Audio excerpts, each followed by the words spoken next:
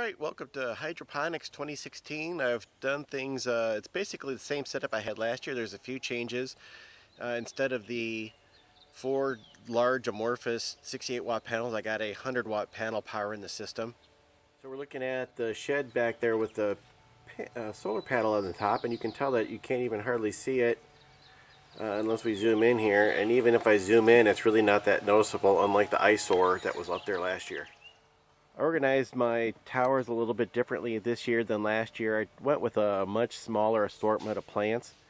And let's see, this has been in here for about, I want to say 2.5, 3 weeks right now. So this first tower is just flowers.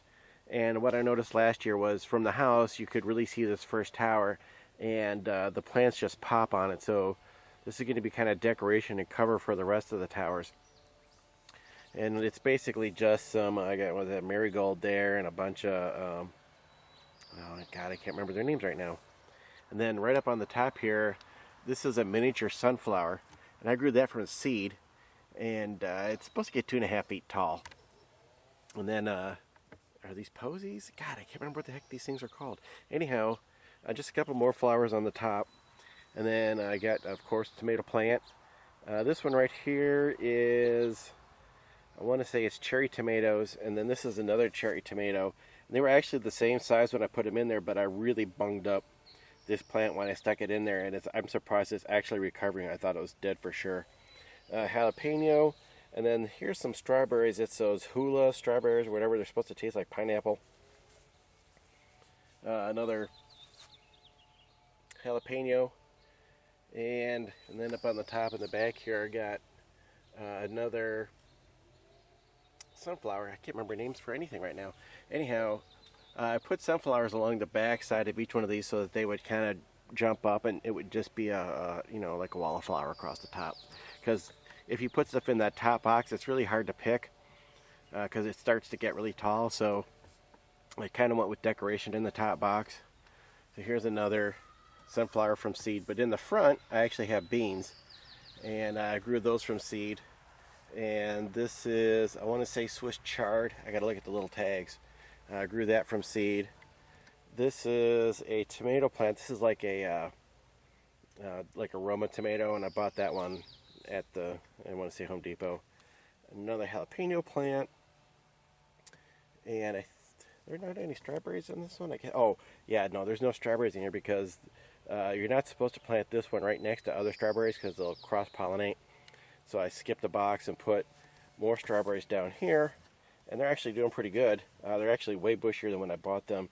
This one right here is left over from last year. I threw it out in the mulch pile and it survived the winter, so I picked it back up and put it back in the box. But it's not making any strawberries yet, so that's kind of disappointing. But you can see a lot of, that's all brand new growth right here, and they're just springing out, and it's fun to come out here. I just eat a berry off of here. Nothing ever makes it to the house. And up on the top I got a couple more beans. And then in the back here, that's another 2.5 foot sunflower, so should be fun. My setup in the shed is a little different last year, power-wise. The power, I was using like a jump starter battery pack last year, and that worked pretty good, but it had no holding power, and it was dead when I needed it to run this spring. So I had these sitting around. I'm probably gonna have to buy a different battery because I want to take these out to Morning Wood because they're part of a foursome. And they need to go join their friends. This is a different charge controller from last year. This one works a little better. I had to use this one because the one I had before could not accept the high voltage that 100 watt panel is putting out, but this one can.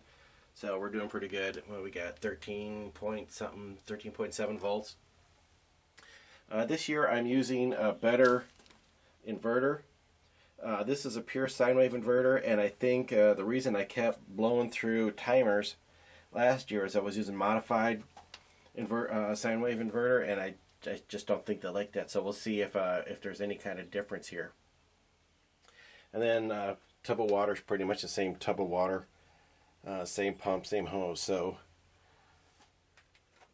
everything's anyhow. That wraps up the hydroponics update for June.